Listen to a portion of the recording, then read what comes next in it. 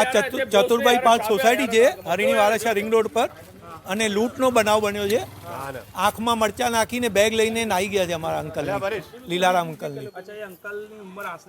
ઉંમરની આશરે 68 વર્ષ. એ દુકાનેથી આવતા હતા અને ઘરે આવતા. બેગ હતું પૈસાનું. એ અંદાજે એને ખબર નહીં, એ તો આપણે નહીં પૂછ્યું. અને મરચા આંખમાં નાખ્યા છે તો અંકલને ડોક્ટર પર લઈ ગયા છે, અને અમે પોલીસ બોલાવી છે, અને પોલીસ ચોરને પકડીને લઈ ગઈ છે. ગાડી હા, ગાડીના અંદરમાં નંબર પ્લેટો છે, 3 નંબર પ્લેટો અલગ અલગ નંબર છે. હા, એ કઈ એવું કઈ સાથે પકડ છે ખાલી.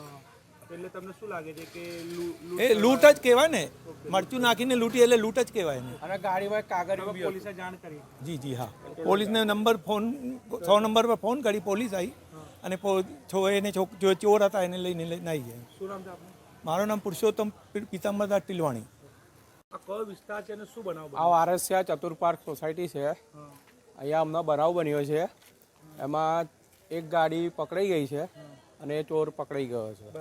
અને અંકલ અમારા ગાડી છે, જોબ પર એમના દુકાન પરથી આવતા હતા અને એની અંદર ઉતરતા હતા અને મરચું નાખ્યું, અને મરચું નાખ્યા પછી એમને દેખાયું નહીં એટલે પેલો લૂંટ કરીને નાહી ગયા.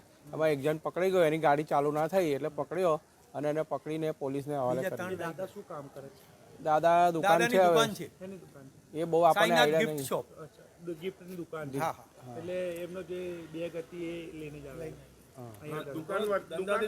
ઘરે આવતા હતા અને ઘરની અંદર જતા હતા. એ ટાઈમે દરવાજો ખોલીને અંદર આવતા હતા, તે ટાઈમે જ આ બનાવ બન્યો.